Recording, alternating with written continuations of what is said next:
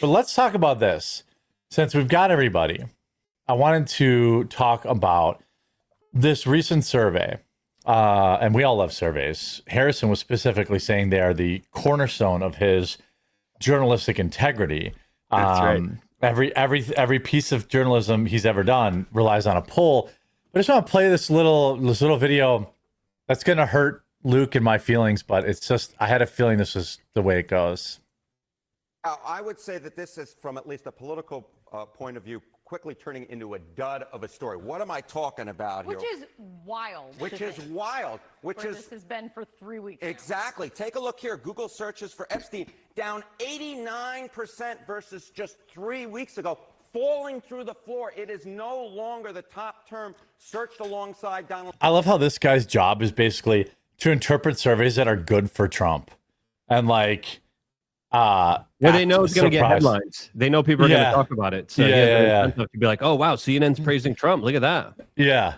Trump's name, that's been trading off between tariffs and Vladimir Putin, with obviously the meeting coming up later this week. But at this particular point, the American people's interest in this story, it's quickly becoming something of a nothing burger. So out of sight, out of mind, maybe, is applying here a little bit. But has it impacted, have you seen numbers that have impacted Trump's popularity, favorability, anything? No, not really. I mean, take a look here. Let's take a look at the overall numbers. Trump's approval rating in July of 2025, it was 45%. It's still well within that margin of error here at 44%. And you compare that to where he was in his first term at this point. He was at 37%. So he's 7 points higher, very much in a different political universe now, significantly higher in terms of his overall approval rating than he was at. So essentially, this is kind of probably not going to surprise a lot of people. Let me go to Harrison first, and we'll go from bottom up, then to Luke and Hannah Claire. Are you surprised that are you really surprised that normies don't care about Epstein? But like, also, what do you think this says for the likelihood of, us actually getting anything of substance?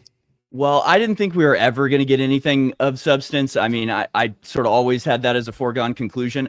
I would like to see, some movement on it.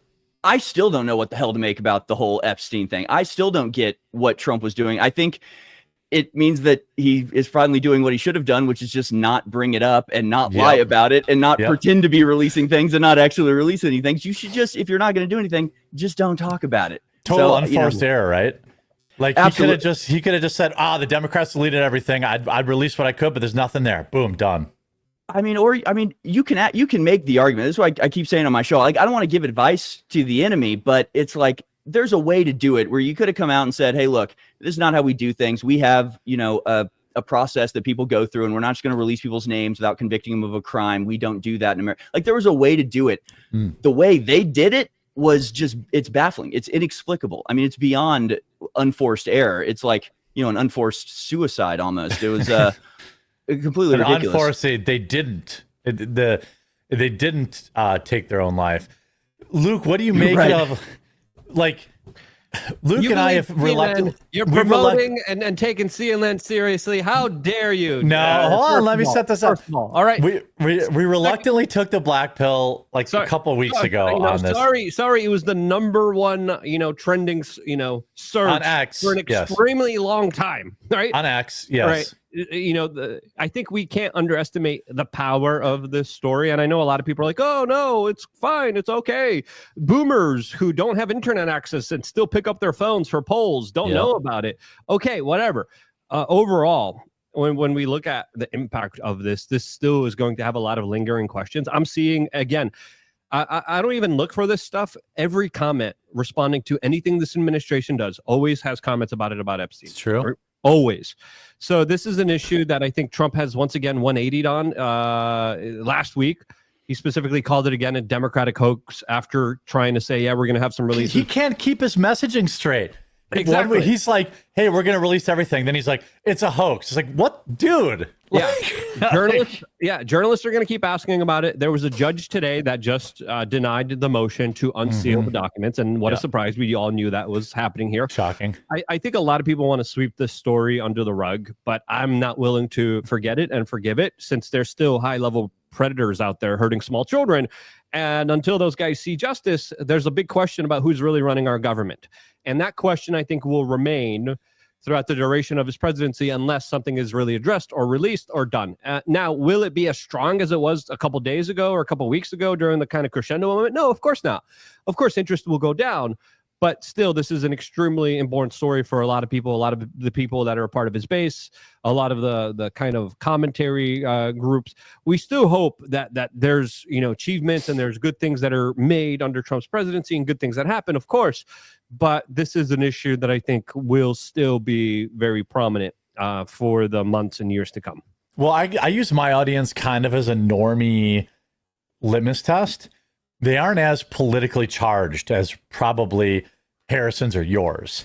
They're probably more like Hannah Claire's audience, although I can just tell you from my own experience publishing videos on it, there's a pretty clear drop off where like people were into it hard for like a week and then they just moved on. Now, speaking of who's really running our government, let's go to our local panel expert on shadow governments and who they are. And special interest groups. Yeah, that will have its day. I mean, China can't keep getting rid of the Dalai Lama. No, I mean, the thing is, I just, with the crescendo of the interest in the Epstein files, I think a lot of it was built on the promise for normies, not for people like Luke who have been following the story for years, but for people who are like aware but not super into it, that something was about to happen, that there was about to be new information. And I think you burn those people when nothing happens. It's not anyone's fault except for the government or whoever's in charge of releasing it. But unless you can kind of come up with a new angle, this story is losing steam rapidly, and that will make it numb to the public's ear. And, I agree with Harrison that this seems like something Trump could have avoided. Like, why do we keep discussing it other than provocation? And we know that he's terminally online. Like, he's reading all of the discussions about what's going on. But unless they were willing to release something, which they obviously have no idea what they're going to do, considering the mixed messaging between Pam Bondi and the FBI, this should just be something that they stay quiet on until they can throw like a really strong right hook and be like, bam, new names, bam, and arrest. You know what I mean? Like, unless there is something, this is hurting everybody because it's making people who should care about this story numb to it, and it's making the government look confused. Yeah. Also, I just wanted to add one more point here. I think the conversation is going to spark up again once Israel goes into Gaza. I think there's a correlation that a lot of people on the internet see between those two particular stories. So I think there's going to be an uptick in that. But then also, what about all the YouTubers that told us we're going to get it, we achieved it, there's going to be justice, right? Well, I think we need a callback. I think we need a callback to those individuals. Yeah, I believe I made a whole video about it, about a certain creator who stated as an absolute fact that the files were coming out imminently. Yep. I got a lot of heat for that. The walls were closing in, I thought. Yeah, the walls were closing in. They had inside sources. Any second now, red light, siren emoji. The files are coming out. Then Harrison squashed it for some reason.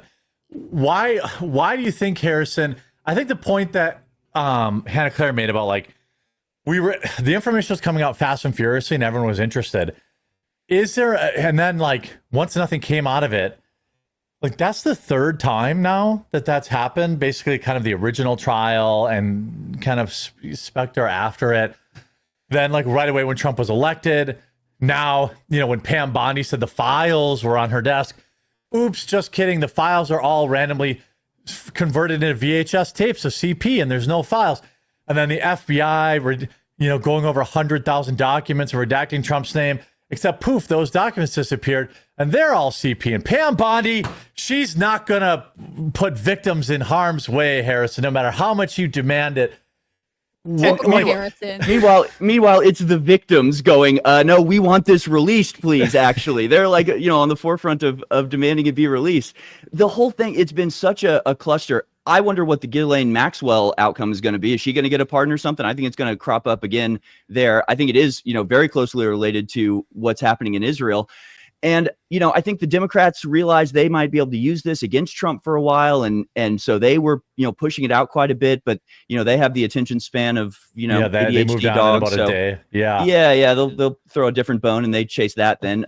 So, I don't know where it's going to go. To me, it's very symbolic of the fact that, like, whether you want it released or don't, whether you think it's going to have bombshell information or not, it's like, as a country, we should be able to do this, shouldn't we? I mean, we should be able to release documents of a investigation into a trial that was happening when the guy supposedly killed himself. We should, as a country, have the authority to do that, to release the files in whichever way we want. And that's the disturbing thing to me, is that it seems like we genuinely don't. It doesn't matter what we vote for.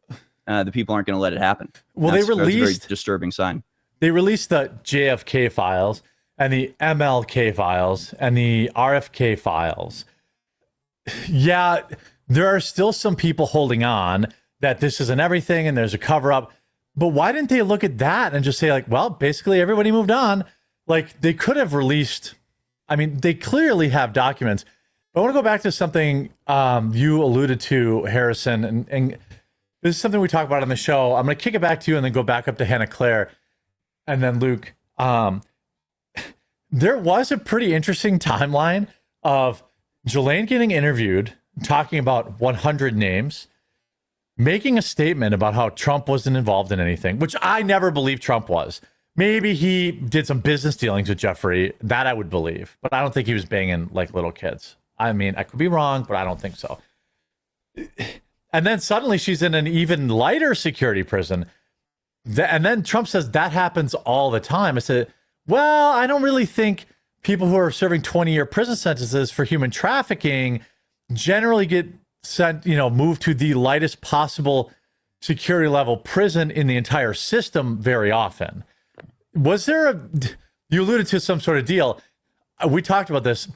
I have this weird suspicion that there was some sort of, that was an offer that was made. Hey, we're going to make things easy on you if you talk to us. Easier. Yeah, and I just wouldn't trust anything that she has to say, frankly. I mean, right. They say that she, never pled the fifth or anything, but I don't want her to get a deal. I think she needs to serve her time, and I wouldn't trust anything that she says either. I don't think. What if she traded Harrison? Hold on now. Now you open the door. How many high-level elites would you trade for a deal? Okay, this is the problem though. We don't need her to tell us. Like, we know all of the things. It's like when they come out with like the bombshell, like Russia. We now have the documents about Russiagate. It's like, yeah, no, we know. We've known for a decade who was involved. We have their text messages talking about doing it. Like I always say on my show, I feel like I do a true crime podcast where I'm constantly reporting on the same serial killer, and I know who he is, and I know his name, and he brags about what he does, and just every day I got to get on and go, well, he did it again. Jeff from down the road killed another guy. Away with it. And he just and the police keep going, well, we're still gathering information. We really think we have him on this one. And it's like, you've got to go to trial at a certain point. At a certain point, we have enough evidence. We know everybody involved. The FBI has the files. And if they don't, then that's an even bigger issue, and we need to talk about that. But that's the thing. The whole thing's a show. We don't need Ghislaine Maxwell to tell us anything. Just like we don't need to like go through all of the files to determine. It's all a big show. It's all a big kabuki theater. And genuinely, I don't know if anybody fully knows what's going on. Hannah Claire, Trump. Yeah, I don't think Trump really knows much of anything. What do you make of Harrison Black's black pill here, talking about really none of it matters anymore? I mean, I happen to agree with you. I took the black pill rectally 2 or 3 weeks ago. I was one of the ones hanging on. I thought the walls were closing in any minute now. And then it finally became clear to me, like Pam Bondi was it for me. I'm like, oh, we're just not getting it. When she came out and was like, but it's all CP, and you guys why would you ask for that? And I'm like, oh. Yeah, you're the problem. Okay, all right, I get it. All right, we're not getting it. I mean, is this a wrap on this, Hannah Claire? I think I've been the resident, like, I don't want to hurt your feelings, but this is not going anywhere person on this panel for weeks now. Yeah. It's, again, not that we don't want predators to serve justice, but just the tone of this was always hype with nothing. And that's been going on for so long. I think in a certain extent, it will always come up the way that all kinds of things occasionally get dragged out. But my belief that you will get real information is pretty minimal. I would love to be wrong, right? Like, I don't want anyone to be running a child trafficking ring and hiding behind their wealth and power to pull that off. But the reality is, I don't think that we're seeing anyone punished. I mean, obviously, minus Prince Andrew, who faced some minor fallout, like it's not like he did jail time or anything. But, you know, to a certain extent, this issue is just sort of smoke and mirrors to distract from other things that are going on. And that's what bothers me ultimately. And like, I want there to be justice for the victims of Epstein, but I actually think we should spend more time talking about the border. I want to hear more about the tariffs. I want to hear more about our geopolitical dynamics. Like, it's not that this is something I'm saying you should ignore, and I'm not dismissing it outright, but we have wasted a lot of time and a lot of energy on this, and it makes me wonder what has slipped by us. No, I don't think it's a waste. I think it's important to stop predators hurting small children. Like, well, she's not saying that's not a, you know what I mean? Like, important issue. But also, you know, as far as like Google searches being down, everything's down. Our views are down. We're in the middle of summer. The Google search thing is not a big deal. Like, I agree. The Google search thing is really not relevant. Yeah. Like, of course, everything is people are interested and now they're not interested. You know, like, exactly. So, or they didn't know about it. They learned about it. They aren't going to search every day. You search it once, you learn about it. I think the bigger kind of, you know, taking a step back is that a lot of this relates to our foreign policy, and it is related to a lot of the tariff stuff. It's related to a lot of the stuff. And when you kind of understand that our government is being run by blackmail, you now understand some of the kind of more aggressive moves that are being made against the constituents and the voter. Right. And my argument has always been we need to get rid of this, you know, this intelligence agency ridden blackmail operation, because with it, we don't have a government that actually represents us. It represents the special interest groups that control the blackmail. Once we get rid of that, we could actually have a real government that actually takes care of us and actually does things for us rather than just keep screwing us over and over and over again. Then I think that you should pick a different method, because obviously waiting for this administration to reveal information isn't going to happen. No one's waiting. You know, I've been telling people if you before really anybody want else, it to they're not getting cleared of blackmail, I feel like wait. to a certain extent that you're just repeating what you wanted everyone to do. It like you're always waiting, and I don't fault you. I think it's important to get the information out there, but this seems like a dead end path at this point. You've got to come up with a new strategy. Well, I thought the strategy was putting Kash Patel in, but I guess I was told that Kash Patel. I was told reliably that Kash Patel was going to turn the FBI into a museum on day one. Yeah. I bought his book talking about, you know, all this stuff. He was the guy. He was our guy. And I won't put Harrison in any weird spot because I don't know what InfoWars' relationship is with him, but womp womp.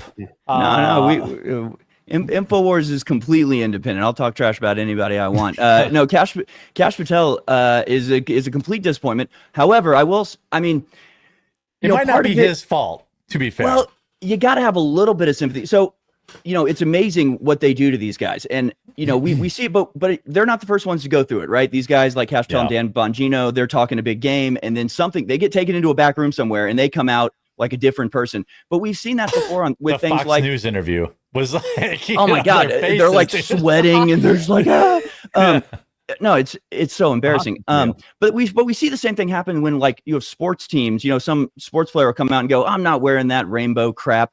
And like, I'm not standing for that. I'm a Christian. I'm not going to endorse LGBT. And then the next day they're out there with the paper. I'd like to sincerely apologize to because you know what happens there. What happens there is you've got some PR manager that comes up and goes, oh, gee, this is looking really bad. And, you know, I know you want to stand up and do your thing, and I respect that, but you've got this whole team. This is $1 billion franchise. Don't you want to stay as a part of it? Be the change on the inside, Harrison. But also, allow the predators to hurt the 5-year-old. That's part of the plan. You know, we're going to do great things, but you got to sacrifice all the small babies, right? Yeah. Well, okay, but then there's the flip side, you know, and again, you've got Kash Patel and Dan Bongino. Who knows who they're talking to or who they're getting information from? They're the real guys who hold the power. But you got people coming in probably telling them, hey, look, if you release some of these names, people are going to die. Like, it's not just going to be the economy crash, which is going to be bad. I mean, there might be wars that start if some of this stuff got public. Do you really want that on your conscience? And somebody asked me on X one time, and it totally made me not change my perspective, but take it into account, is like, okay, you're so because people go, I don't care, just release it. I don't care what happens. You know, people are going to die. Well, too bad. That's what the truth. And I'm on that side to a certain degree. But then you ask, like, all right, well, would you sacrifice if your child died and then the list was released? Would you do that? And it's like, no, absolutely not. Absolutely not. My child's life is way more important. So, you know, if you're cash seller Dan Bongino and you're being told, hey, 1 million people are going to die if we release this, and you're like, I don't know if that's true, but I'm not about to take that risk. That's not how. Like, how would that even? How would that even like work? Like, what would? Well, they say, hey, well, we release this and World War III starts. How? Right? The economy would crash if you've got high level financial people. I mean, you've got Ehud Barak that's connected to him. He's a former prime minister of of Israel. But all these financial institutions, the people are just figureheads on it. They'll be replaced with other figureheads. That doesn't mean they're going to be destroyed. The people who are, you know, a part of it are going to be destroyed, and I think they deserve to be.